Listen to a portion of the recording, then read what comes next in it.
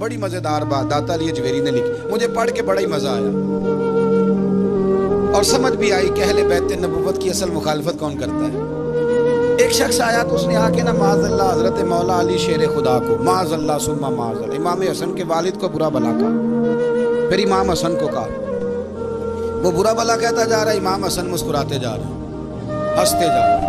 Enjoy کرنے کا آپ کا موڈ بن جائے تو سب کچھ انجوائے ہو سکتا ہے، لیکن اگر آپ نے مرچیں دانتوں کے نیچے رکھ کے اچھی طرح چبا لی ہوں اور کانوں سے بھی دھواں نکل رہا ہو تو پھر تو بھائی کوئی چیز بھی انجوائے نہیں ہوتی۔ پھر تو قصور یہ ہے کہ مرچیں نہیں چبانی تھی، آپ نے اپنا مزاج خود بڑا کڑوا کر لیا ہے، وہ کیسے کام چلے گا؟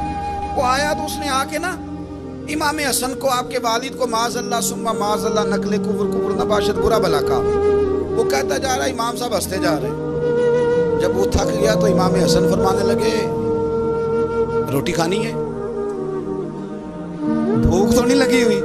کہنے لگا بڑی لگی ہوئی ہے۔ فرمانے لگے اس کو روٹی کھلاؤ، اس کو روٹی کھلائی، فرمایا تیرا حال؟ کہنے لگا بڑا غریب ہوں۔ ایک پیالے میں چاندی بھر کے امام حسن نے اسے دی، اور جب اس کو دے دی نا تو غور سے چہرہ دیکھنے لگا، کہنے لگا آپ کا حلم دیکھ کے، سخاوت دیکھ کے مجھے یقین آ گیا ہے کہ آپ واقعی خون رسول ہیں۔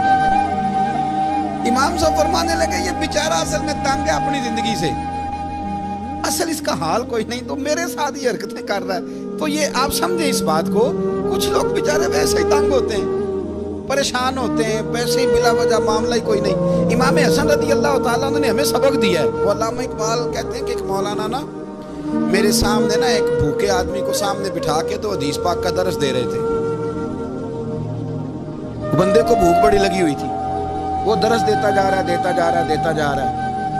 تو اقبال کہتا ہے میں نے اسے کہا کہ فاقہ کش کو درس شریعت سے کیا غرض، اس کے شکم کی آگ کو تو روٹی چاہیے، میں اسے روٹی کھلا، اسے تیری کوئی سمجھ نہیں آ رہی، تو بھوک لگی ہوئی ہے، پہلے کھانا کھلا لے، پھر ذرا اس کے ہوش ٹھکانے آئیں گے، پھر اسے دین کی بات بتا لیں۔ ہم لوگوں کا ذہن نہیں سمجھتے کہ بندہ کس قسم کا ہے۔ سارے صحابہ حیا والے تھے، سارے ہی اکرام والے تھے، پر حضور سید عالم صلی اللہ علیہ وسلم کی پیاری زوجہ حضرت عائشہ صدیقہ رضی اللہ تعالیٰ عنہ فرماتی ہیں کہ میں حضور کے گھر میں پردے کے پیچھے دیکھ رہی تھی، نبی کریم آرام فرمائے تو حضور کی نا تہمت مبارک پنڈلیوں سے ذرا اونچی ہو گئی، پنڈلیوں سے ٹخنوں تک مرد کا چھپا ہوا ہو تو وہ جائز ہے، اس سے نیچے ننگا نہیں کرنا چاہیے، اوپر اس سے ٹخنوں سے اوپر، نیچے ہو بھی جائے تو خیر ہے۔ حضور کی پنڈلیاں نا تھوڑی سی چادر ہٹی ہوئی تھی، پنیاں کہتے ہیں ہم پنجابی میں، پنڈلیوں سے ذرا چادر ہٹ گئی، حضور لیٹے رہے آرام فرما رہے۔ فرماتی ہیں باہر دستک ہوئی، حضور نے فرمایا کون ہے؟ عرض کی ابو بکر صدیق یا رسول اللہ، اجازت ہو تو حاضر ہو جاؤں؟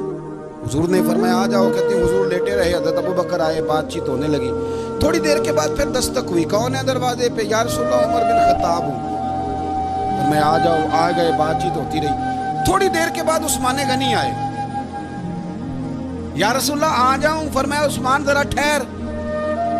حضرت عثمان ٹھہر گئے، نبی کریم اٹھ کے بیٹھے، چادر مبارک پنڈلیوں کے گرد لپیٹی، اپنے کرتے کو سیدھا فرمایا، کہا عثمان آ جاؤ۔ تو عثمان آئے، بات چیت ہوئی، چلے گئے۔ سیدہ کہتی ہے میں نے پوچھا یا رسول اللہ عثمان تو بڑی ٹھنڈی طبیعت کا بندہ ہے، وہ تو بڑا میٹھا آدمی ہے، حضور کوئی جاہو جلال نہیں، کوئی بات نہیں، کوئی، وہ تو بڑا پیارا ہے۔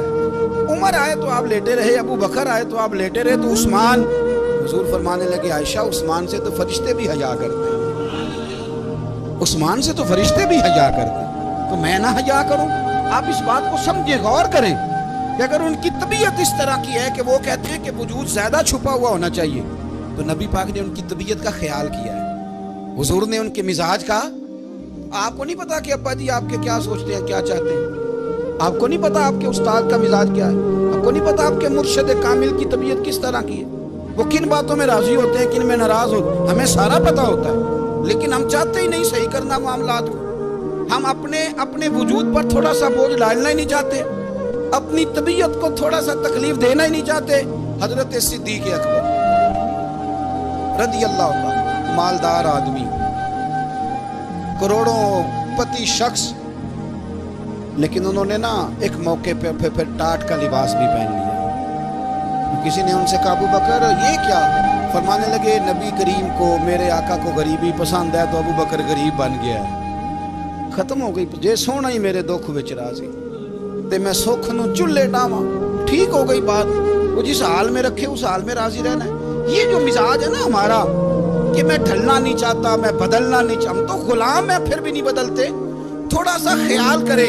मैं क्या करता हूँ कि अम्मा को ज्यादा नहीं जरूरत पैसों की, हाँ हाँ माँ तो माँ होती है, वो को रेट लगा के तेरे से पैसे मांगेगी। अम्मा को तो बस इतनी जरूरत है कि माँ जो कह दे जी कर दो। माँ को तो इतनी जरूरत है कि 2 मिनट रात को बैठ जाओ पैरों में, अम्मा ला तेरे पैर दबा दूं, वो इतना ही काफी है। वो कहेगी ओ हो मेरा पुत्र बड़ा चंगा, अल्लाह भई जी औलाद सारे नु देवे। ओ भाई ऐसे कर दो तो सवेरे पूरे महल्ले को, अब्बा जी को कोई नहीं जरूरत तेरे पैसों की, हाँ हाँ ना, उनको तो जरूरत है। तो कभी कभी तो उनको मोटरसाइकिल पे बिठाए और अब्बा जी मंडी जाना था, मेरा दिल था कट्ठे चले गए, आए जरा प्यार से चलते, कभी उनसे प्यार करे, कभी कहे जरा कंधे ना दबाओ। तो यारो इसकी जरूरत है, नहीं जरूरत मुर्शिद कामिल को किसी के पैसों की ना।